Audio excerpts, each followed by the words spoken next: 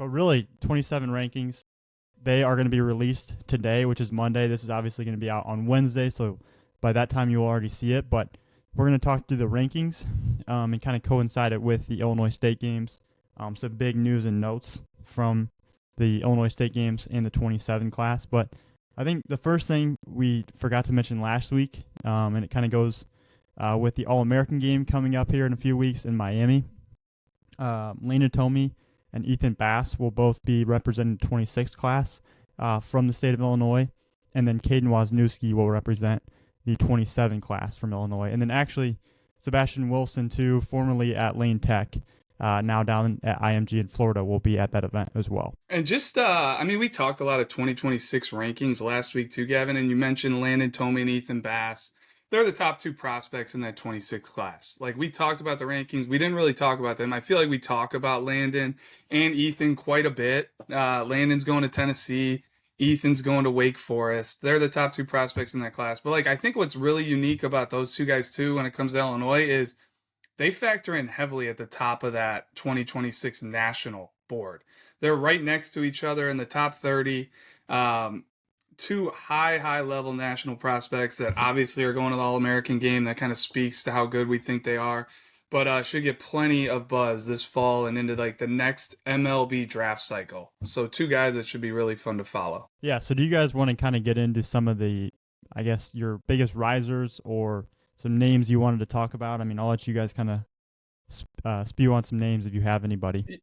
I'll start us off. So talking 2027 rankings, I think the big thing here is, hey, we talked all the future gamers, right? Like a ton of them are going to factor in at the top of the rankings. That's why we invite them to the future games. They've shown really well throughout the year. They're some of the best players in the state. A ton of them sit in the top 10, top 15. You mentioned Caden Wozniewski. He's our number one prospect in that 2027 class. It's some of the most polished, dynamic stuff we've seen on the mound. He's also, more than holds his own as a position guy. He's an elite runner, obviously a huge arm across the infield and swings a bat, hitting the middle of the order for McHenry. The speed plays on the bases, but we love Caden Wozniewski coming to the All-American game. And then there's a bunch of future gamers in that top 10, like I mentioned, outside of Wozniewski. You got Jackson Tucker, who's right in there in the top 3. You got Brady Cunningham, Brother Rice, top 4 guy. You got Tristan Steger. He's one of the guys that I thought made the most for himself. He kind of boosted his stock the most at the future games. He's sitting in there in the top 5. Tyler Gluting, outfield left-handed pitcher. He's been in the top 10. He stays in the top 10, showed really well at the future games. Traxton Roberts jumped huge in the 27 rankings after his showing at the future games, but then also the Illinois State games. Like, he took home the MVP pitcher. Traxton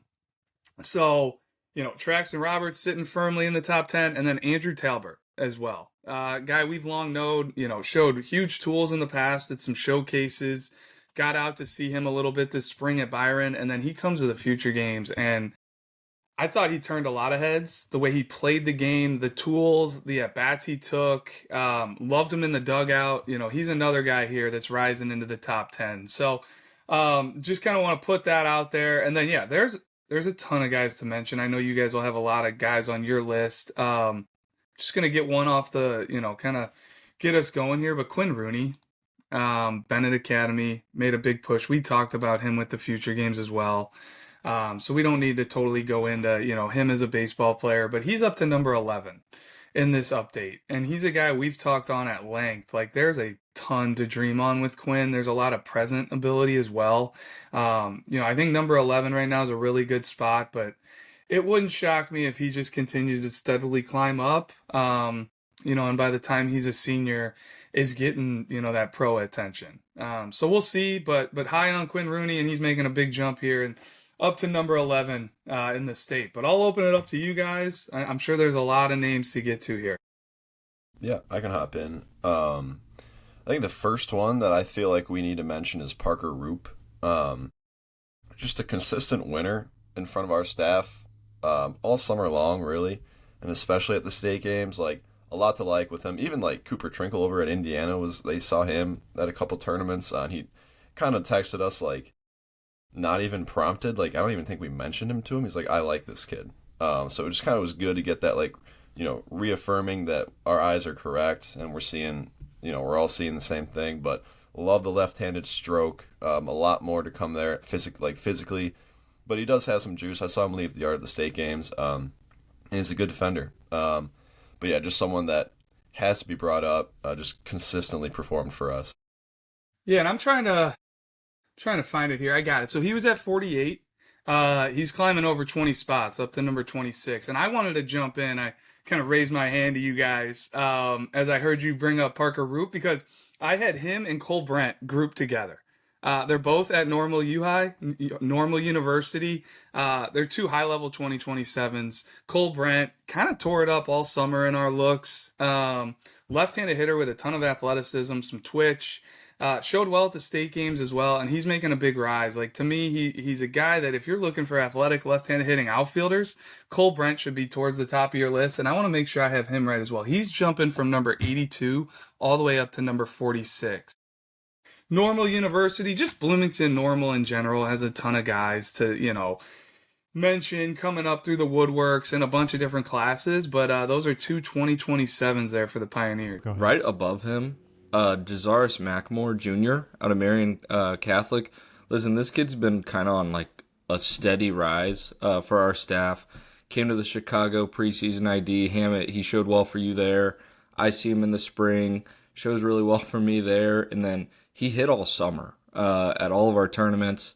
It's like we're tweeting out 3 or 4 hits from this kid every day. He's very athletic. He's an outfielder. Plays, I think, any corner.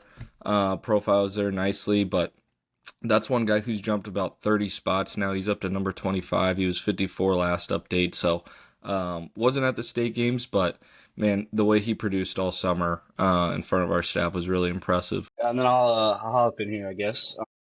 I got Mikey Watson right behind him at 29. He jumped up from 57 to 29. He showcased some of the top all-around tools at state games. This guy, he ran a 6.55 60, 85 infield velo, and then he also had a 97 mile per hour max exit velocity. And there's a lot more room to add to that frame. Very, very athletic. Had a 77.6 mile per hour bat speed as well. Really was impressed with what he did. He also, all that translated to the game play aspect of it all, where he hit consistently. Well, I got another guy that hit consistently. It's kind of taking a cheap and easy one here because I'm taking the MVP. I'm taking Evan Adamczewski, the MVP from the Illinois State Games. We talked on him a little bit, but just an unbelievable showing. Like, I can't speak on it enough. Basically didn't get out at the event and just hit nothing but extra base hits. Like, that really, I think, sums up his performance. But short, strong, left-handed hitter, compact. It reminds me a lot. And now I'm blanking, but no, it reminds me a lot, Gavin, of Bobby Atkinson. Those compact levers with natural lift in the swing, not a lot of swing and miss. Bobby went to Heartland after high school. I want to say he might have been like a 2022 grad. Let's see if I have it in here. He was a 2021 grad. He went to Heartland. He's been to a couple other schools, Coastal Carolina. I think he is finding his way to Bradley now. I could be wrong with that. But Bobby went off at Heartland. Adamczewski kind of cut out of the same cloth. I'm curious where he'll, end up playing in college at the next level, first base, corner outfield. But if you're looking for a real bat that can sit in the middle of a lineup, that was one I wanted to call out, especially the rise he's making. He's up from number 99 to number 36. So sorry for the long-windedness there, but Evan Adamczewski, Maine South. Yeah, my next guy, we're all kind of in this same range in the rankings, but Carson Hamblin out of Lake Zurich. I want to say he had a pretty big spring this past year, but this summer hit in front of me multiple times. Saw him up at a rock tournament. He leaves the yard twice to the deepest part of the field up in Wisconsin, and then at this event he runs a 6.67, and he also left the yard in front of us. So kid's just kind of got some tools, or actually he might not have left the yard. I think he might have had a triple or something, but the fact of the matter is the kid hits. He's left-handed. Covers the ground in center field as well. I think he could stick there at the next level. So That's one guy who's jumping again another nearly 30 spots in this update. I'm going to shake things up here with a newcomer. Charlie Spower from St. Anthony hopping in at number 41. Looks like we actually saw him in the spring, but as a bat. But we saw him in Rantoul over on like Field 8, like a random game, just bumping 91, and we hadn't really heard of the kid before. Then he comes to the state games and does a lot of the same thing. I mean, it's 6'3", 188, like a lot to like in that frame. A lot to like in the arm action too. Like that's just a kid that you look at him and you think, man, that kid's just not even like close to what he's going to be. So he's making a nice little jump in at number 41. Well, and he's a guy, after that outing in Rantoul, Pete, like, he earned an invite to the future games. He was unable to make it, but that's the type of talent that we thought Charlie had, and there's a ton to dream on there. I love the frame, the fact that he's, just another good arm coming out of that Effingham area. There's another one in this 27 class. I don't know if we'll talk on him today or not, but Carter Brady, left-handed arm down there in the Effingham area as well. So love the shout out on Charlie Spohr. Would have loved to have had him at the future games, but hey, at least we got him at the Illinois State games. I would kick myself if I didn't get this story in, because when we talked about the future games, we talked about Traxton Roberts. But at the state games at that event, after his outing, a couple hours after, he came back to watch, I think, some teammates play or something like that. And he was telling me that he didn't feel as good that day. His arm kind of was sore because he had been farming all morning with his family leading up to the event. So his arm's kind of dragging. He's tired. He comes out, throws 92. Probably looked the best that we had ever seen him, even better than the future games. So just had to add that because that's just a really cool story, and it kind of just shows the type of prospect and player he is, and just person, really, like hard worker. So love to see that, but just had to add that story about Traxton. Love it. Gav. I know nothing fires you up more than stories like that, given your background. But next guy I want to touch on here is Cooper Johnson, who is now since committed to Purdue. Listen, out of Lincoln Way East, there's probably going to be quite a few Lincoln Way East names that get mentioned on this episode, but I want to start out with Cooper. Listen, I've been a big fan of him ever since All-State. He was on my mound, showed really well. See him in the spring. He's piggybacking off of Jack Bauer's start with, 30-plus MLB scouts there. Throws the ball really well against Wilmington when I saw him. And then he just continued to have a huge spring, whether it was on the mound or with the bat. Continued to show well on both sides at this event. I know he hit really well on your guys' fields. Just coming through Twitter, I saw that. He never came across my field, but big fan of Cooper. Really excited for him that he's found a spot in Purdue. So that's one guy I want to shout out. The whole shout out on Lincoln Way East is kind of what I wanted to get in on. Like, yeah, Cooper Johnson, we mentioned him. Lincoln Way East had a heck of a year last year. They lose in the playoffs to Providence in a tough game, but they were young. Like, they had a ton of 2027s on that roster, and I was just pulling up. Like, we had a ton of Lincoln Way East prospects at the Illinois State games. Last week I mentioned, hey, St. Joe Ogden had a ton of guys there. But as we're like really digging into the 27s, going through the state games, it blew me away how many Lincoln Way East guys were there. Love to see it, but like I just wanted to rattle a couple off because we may not mention some of these guys. But you talk about Cooper Johnson, who had a great two-way spring. I love the bat. Like the more I see the bat, the more I think he's gonna rake. Could be better than the arm. We'll see. I think the swing really works. He's really physical. He gives me some RJ Dungeon vibes with the bat there. He's a 2026. But you got Evan Riff, really good shortstop, played for Lincoln Way East all year. You've got Rocco Triolo, catcher, played for Lincoln Way East all year. He's behind a really good catcher too in Jacob Newman there, 2026. You got Casey Mikritz in our rankings. You got Nate Kaminsky's in our rankings. You just off the list, Tyler Osmonsky. You go all the way down. You got a guy like Case Templin. Just in our ranking sheet, that's just Lincoln Way East guys, the 2027 class. Looking at next year, the Power 25. Did they lose Jack Bauer? Yeah. Is that going to hurt? Yes. But man, they've got some up and coming talent with some 26s that are back, the Owen Lenses of the world and some other guys. So sorry, Gavin. Did not mean to steal your thunder there. The timing was right to get in there on Lincoln Way East. No, you are all good. And actually, that's like exactly what I was going to say. I was just going to mention that they have 6 kids ranked in this class. So just, yeah, I was going to say the exact same thing. Well, we want to talk about teams coming off a pretty good year that just look to have a lot of young talent coming through. Got to look at Libertyville, right? And one of the guys at the top of that list from the state games is Axel McKnight. Ultra physical left-handed hitter. Like, in a small, the first game I saw him, absolutely raked, hit a home run. It's like, all right, how real is this? Like, we don't really know him. And he just kept doing it all week against Premier Arms, right? And I know he showed well on other people's fields as well, but it's real juice. 102 mile-an-hour peak exit velo. Physical frame is like 6'3". Really love the swing. It's through the zone forever. There's just a lot to like there, and I know a few of you probably saw him as well. Struggling to get off my mute button there, but no, that's a really good call out. Libertyville's got so much talent coming through. You mentioned Lincoln Way East 2027 class. Like Libertyville's got Wilberding, they got Brady Bunick, now they got Axel McKnight coming up. They also have Madden Kotz as well, but like Axel McKnight, I think you kind of touched on it. Like I knew the name.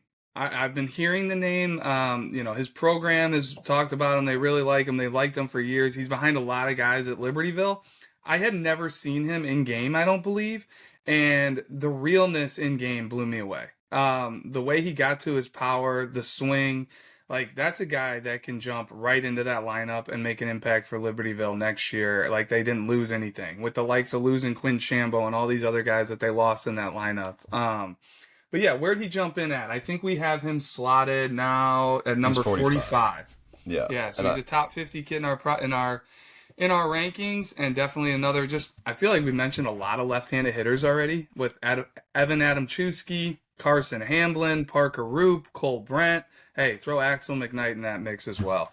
Yeah, and I like that you brought up Madden Kotz, because I know he showed well for you guys as a position player, but he was someone that I saw in the spring at a JV game on accident, right? He was just throwing 87 against these poor freshmen and sophomores. Like I was there to see Bunick.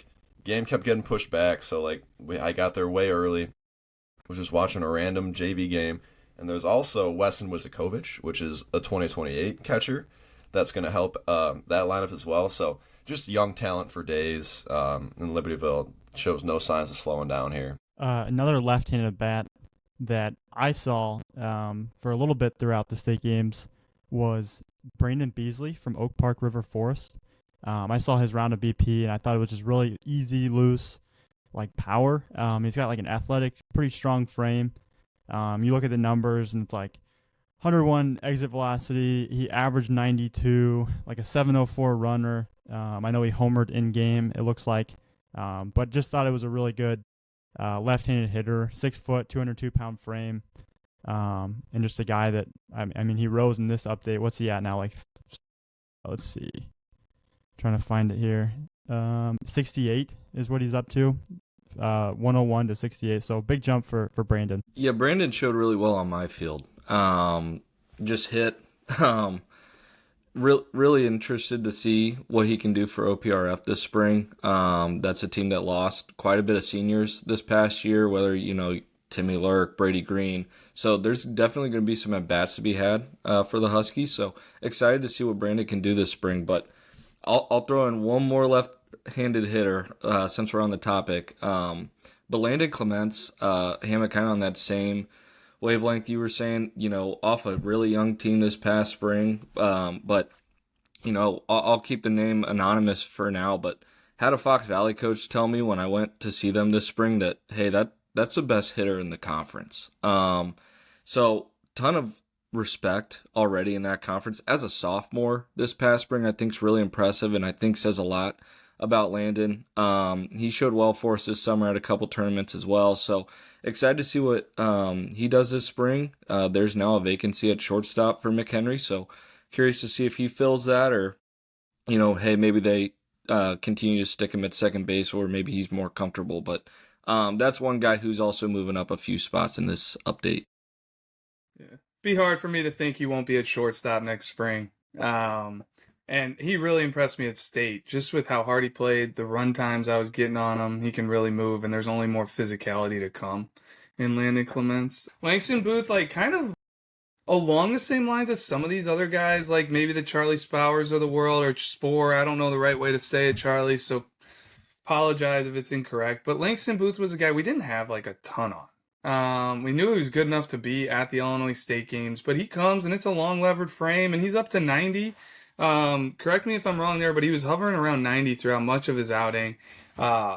Really, really interesting. Like, throws a hard breaking ball, horizontal action to it.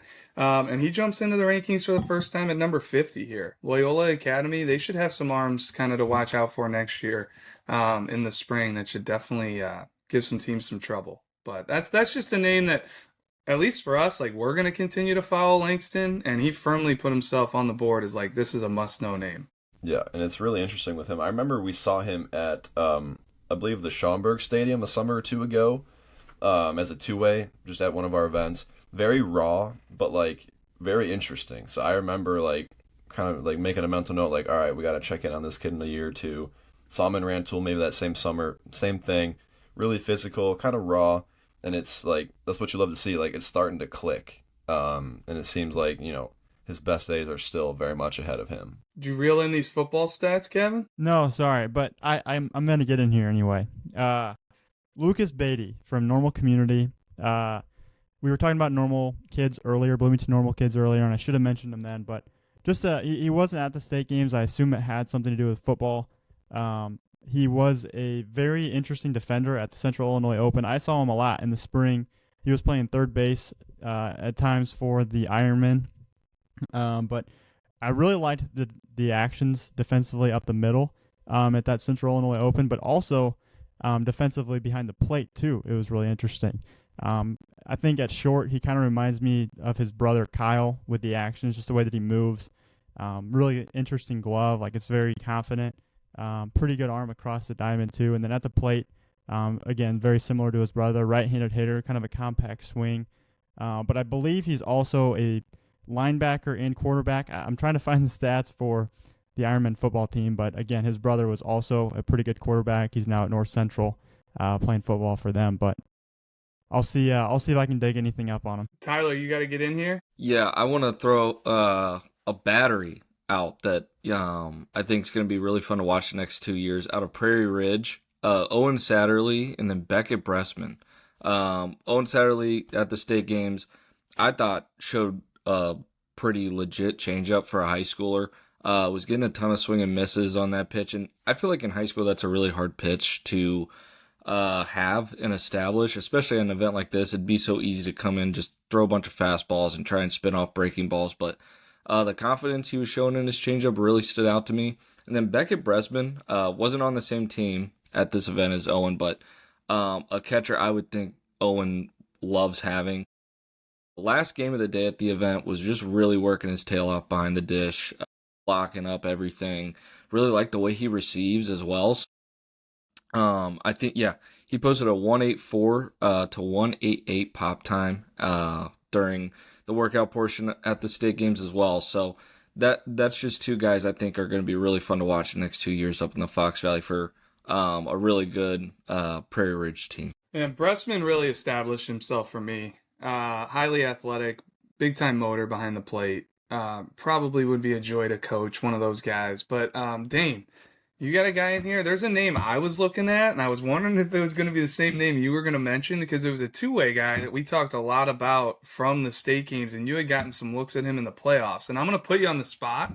So if you need to do a little dig in here, some research, but the Easton DiBernardi, what do we have on Easton? You were kind of the one that alerted, me to him and just, hey, you need to watch this. And we talked through him for a while with the ranking. We from what I understand, from what I've heard, is that he's a newcomer to the mound. This kid throws in the upper 80s, a lot of athletic actions on the mound, and we also really liked him at the plate during state finals in Champaign. It's a legit two-way that's going to be a very interesting newcomer to the sheet to keep an eye on for sure for Marquette Academy. Yeah, it was a really clean arm on video. Marquette Academy, like you said, made the state run and finished it off there. But what do you have, Tyler? I was going to just piggyback off Easton because he was on my list to talk about. But, yeah, the athletic actions on the mound. Like, I love the operation. If this kid is seriously that new to pitching, like, you wouldn't be able to tell watching it. He was also 89 from the outfield. I really like the left-handed bat as well, so really interested to see how he continues to get better. But it's a real two-way over there at Marquette. So great call by Dane. And that's just another program that's got talent just constantly coming through. And I don't know if you were going to go that route, Gavin, or get on to another guy, but feel free. Yep. Yeah, no, sticking with Marquette, I mean, Griffin Doberstein, another 27 from Marquette that I think is really interesting. I know he pitched at these state games. I think it's just a really loose, athletic mover. He pitched at state as well for Marquette. Low 80s arm, but I think there's a lot more still to come in that frame. I mean, they always just have some really interesting right-handed arms, I feel like. I mean, for me, going back to like Taylor Waldron, he's now at Jacksonville State, but he was a John A. kid. Alec Novotny now going to Valpo. Talking about Griffin Doberstein and then Easton DiBernardi. I don't know. They just have a lot of good arms. We're going a little bit farther down the list, and I don't want to miss these two. I know that you shouted out Evan Riff and Rocco Triolo earlier. I just want to get them a little bit more spotlight. These are two guys that really hit well during our summer circuit at Rantoul. Riff consistently all over the barrel, and then he'd hop on the mound and throw in the low 80s. We really like the actions with him at the plate. And then Rocco, he has some of the most serious pull side power that I saw all summer. Connected on, I think, 3 home runs in all 3 games that I saw during the summer circuit. So those are two guys I'd like to give a little bit more shout out to as we're going further down the list. Dane, I love that call out, especially at the Rantoul part of it, because that 2027 team, they were playing up.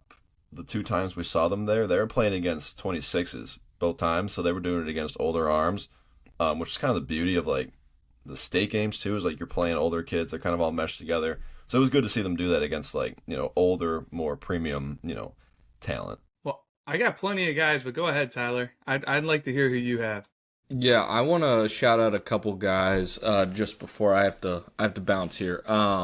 Connor Crumry out of OPRF, another Husky I want to talk about. Listen, this kid's kind of freaky athletic. 6 foot 211, ran a 6.57 60 at the state games, which is nuts. And then he's got all sorts of juice off the bat from the right side. Maxed out at 105 off the bat. Want to say he averaged around 95 or 96 at the event as well. But this is also a follow-up. We saw him earlier in the summer and event, and it was much of the same. So it was nice to see that wasn't just a one-time thing.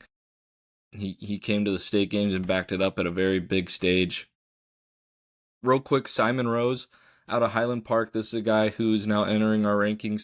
Showed really well for me at the area code tryouts. I think it's legit actions on the infield. He can also swing it too from the right side, so that's a guy I wanted to shout out. And then Howie Porath out of Manuka.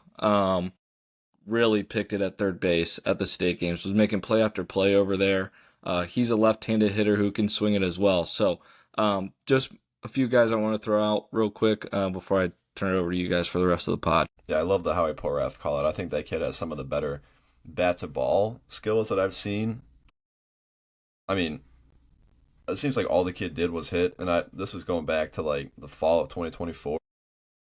He was just all over the barrel, like really good hands, can control the barrel, control the zone. So I really didn't have much of a read on him defensively, so that's good to know he can do it over there as well. One guy that I'm looking at here who entered the rankings for the first time is Carson Frericks, I think is how you say the name, a normal U-High 2027, 6'3", 208-pound frame. He really showed well at the Central Illinois Summer ID in July. It's like an upper 80s fastball. Looks like he touched at that event. Sorry, mid 80s fastball, like up to 87. And then at the state games, kind of pretty much the same. But just a really upside frame. It's a pretty easy mover with a quick arm. But he is going to be coming in at, let's see here, where did I see his name? 118. So just an interesting arm, another Bloomington normal arm to know. I got a couple guys here.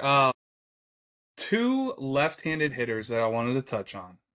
One was Julio Ayala. He jumped up a couple spots. We've long liked him. He's long been a follow. But Ayala, he jumped up 8 spots. He was at 55. Now he's at 47. Really looks the part over there at third base. He's a Montini Catholic. I saw Montini play in the playoffs, and they had one of my favorite pregame infields that I saw this spring with Ayala at third, with Drew Church at shortstop, and Cameron Cox, a freshman, at second. And Ayala's only a sophomore at the time as I'm watching this game, and really, really clean, fluid actions. Like, there's a little bit of swag, but it's not over the top. It looks right. He could throw from multiple slots. I really like the way he plays the game, and I thought the bat just continued to tick up every time I saw it. He could stay inside the baseball. There's loft in the swing. He can go gap to gap. But he's one that I think is just kind of still coming into his own as a player. There's a lot to like there. And then Brady Dunnett. He's the other one I wanted to mention. He's a versatile catcher, infielder, left-handed hitter. Has a similar profile to Luca Agni. Luca Agni's also, he's a switch hitter, but kind of the smaller, high-energy, high-motor type frame and player.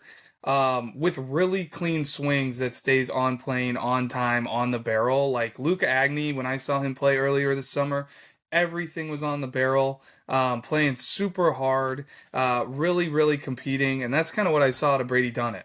Love the swing. I think the swing really, really works. Uses the middle of the field, and he's just a guy that I wanted to call out there for Oswego.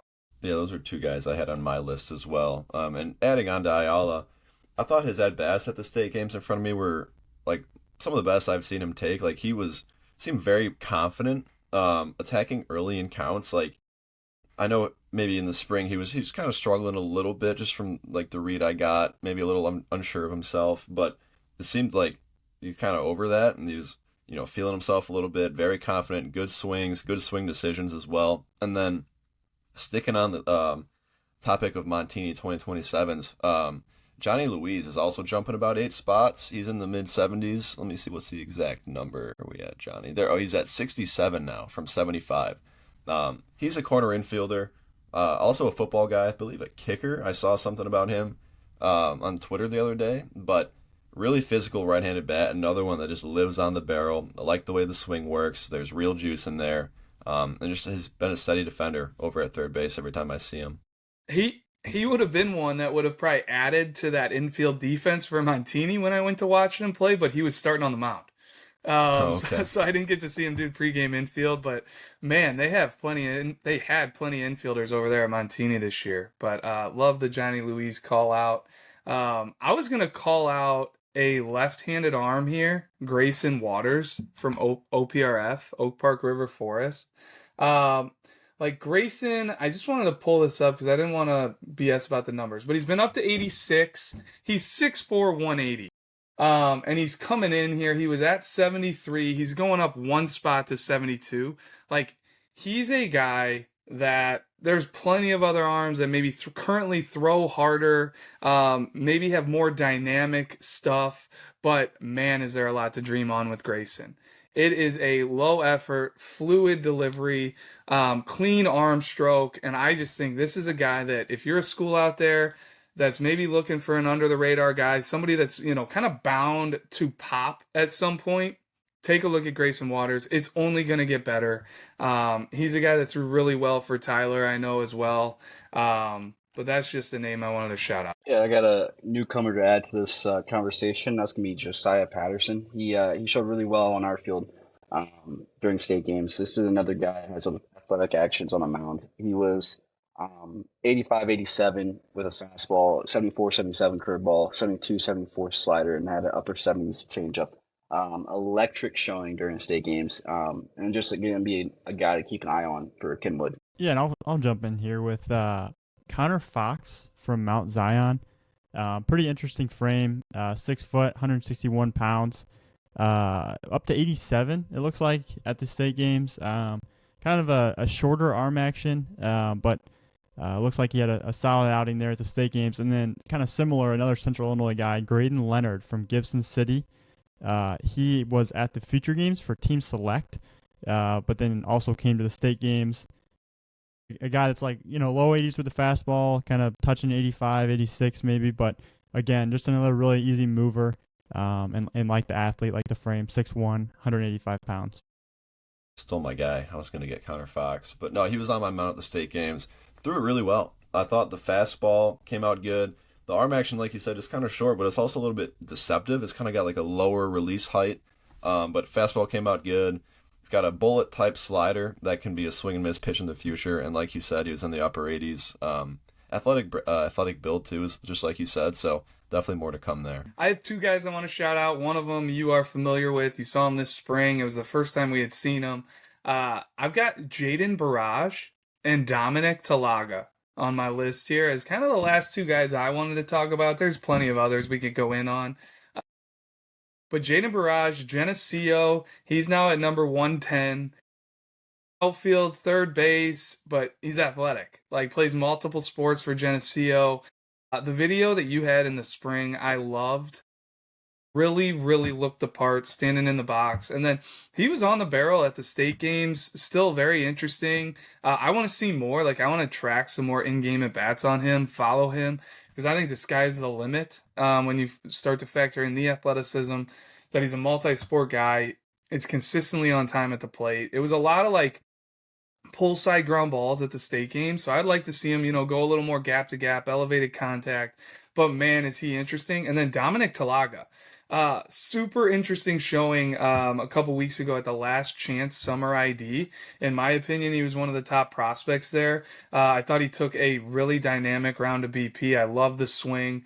Don't have a ton on him in game. And these are the tough conversations and decisions we have to make when we talk about the rankings and we talk about these guys. Like, we've talked about a lot of guys today. Julio Ayala, we've probably tracked 40 in-game at-bats on him. So it's maybe we have more confidence on where to slot a Julio Ayala versus a Dominic Talaga. This is our first look at Dominic Talaga, at least mine. And it was in a showcase setting. So, like, I want to get some more in-game at-bats on him.